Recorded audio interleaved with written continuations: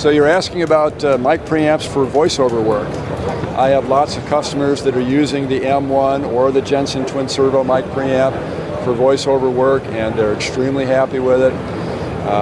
One customer of mine, he's been a customer going back to the early days of the M1s. He tells me that people ask him, how do you get that sound? And they're expecting a long list of equipment.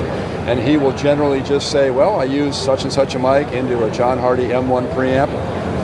End of story. And they're slap the forehead kind of a thing. It's that easy? Yes, it's that easy. So it's an extremely quiet preamp, very natural, accurate sounding.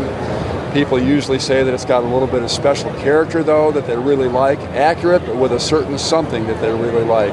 What quantifies the differences between these two designs? Well, the M1 is a single-stage design. There's just one of the 990 op amps per channel. The Jenson twin servo uses two of the 990 op amps per channel. And the advantage to the two-stage design would be, particularly if you need extremely high gain, rather than push a single op amp to a very high gain setting.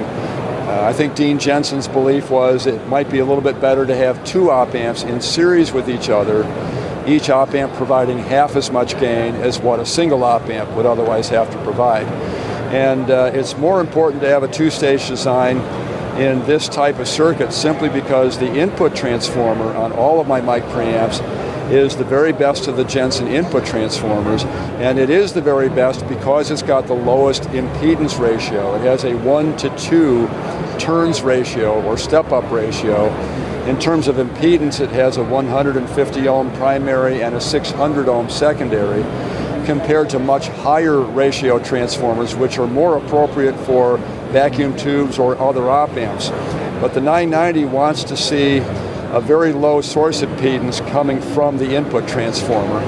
So this is an ideal combination, this transformer and this op amp. The trade-off with this transformer is you don't get as much voltage gain from it. It only gives you 5.7 dB of gain compared to the highest ratio transformers, which give you 20 dB of gain. So I'm sure Dean Jenson thought to himself, well, this is the perfect combination. It's the best input transformer ever, wider bandwidth, lower distortion than all the others, but it's coming up about 14 dB short in the gain department.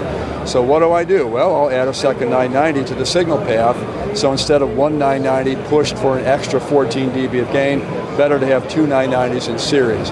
Now the M1, on the other hand, which is just a single stage design, does a great job. If your biggest dilemma in life was whether to use an M1 or a Jenson twin servo, then you're doing just fine. So it's just not going to be a problem. Use whichever one you have. The M1 works extremely well at very high gain, but you might get a little bit of an edge with the Jenson twin servo if you need high gain all the time or most of the time. Warner Brothers and Disney, for example, have a number of Jenson twin servos, which they like to use for Foley work or just for all sorts of dialogue replacement work, so voiceover work. So use whatever you want. You'll be doing great with either one. They all are very similar, same input transformer, same op amp, same output transformer, no coupling capacitors in the signal path. So just superb sound quality from any of the mic preamps. So it's a modular design, so you always get this chassis, but you get 1, 2, 3, or 4. That's right, anywhere from 1 to 4 channels. If you get less than 4, you can add channels at a later date. Right. It just shares off the main power supply. Right. Here. The power supply distribution wiring is already there. The front panel is already machined and punched, whatever, for all 4 channels. The markings are already there. So it does. The basic unit comes with 2 channels? Anywhere from 1 to 4. I just happened to bring a 2-channel unit. I didn't feel like bringing a 4-channel unit. That's heavier, and you get the general idea that it's expandable. So I didn't want to just bring a 1-channel unit. Right. You know, it's. Do both models have the same overall amount of gain capabilities? The gain structure is a little bit different. The second op amp in the Jenson twin servo means that the minimum gain is 18 dB on the Jenson, whereas it's only 12 dB on the M1 because there's one less 990, and you don't want to go below about 6 dB of gain for a 990 op amp. It's just, if you want it to be working right, work stable, just 6 dB and up.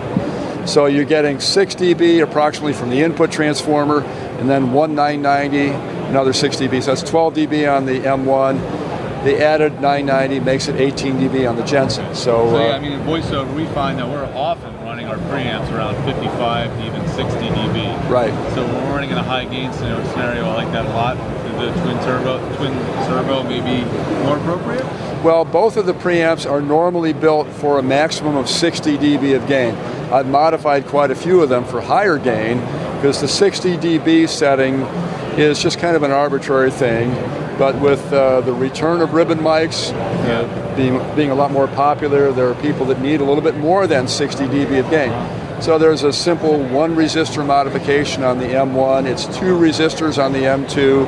So I've changed that or altered that so you get higher gain. You would have a little bit more room to work probably on the Jenson Twin Servo because it's a 2-stage design. So for example, at 60 dB of gain, the input transformer gives you the first 6 dB of gain, actually 5.7, we'll just call it 6. So on the M1, the 990 has to then provide 54 dB of gain to get you up to a total of 60. On the Jenson Twin Servo, it's 2 990s, 27 dB each for a total of 54. So they've got more room to be set for higher gains if you need it. Any op amp, even the 990, you can go just so high in gain before distortion starts to enter the audio world from being well above the audio range. So there might be more room to work with the Jenson Twin Servo, but either way, I've modified them both, and people have been happy with them either way. So again, it's kind of a little bit of splitting hairs, but you never know, maybe not. So you might want to consider the Jenson Twin Servo. But again, there are lots of people with M1s in voiceover work, just doing great work. And so 1-channel M1, what's the cut it cost? Retail price, if you get it with the meters and the optional output transformers, and that's the way virtually everybody gets it these days. Retail price is $1120 for an M1. It's $1550 for a Jenson Twin Servo. Thanks very much. You're welcome. Thank you.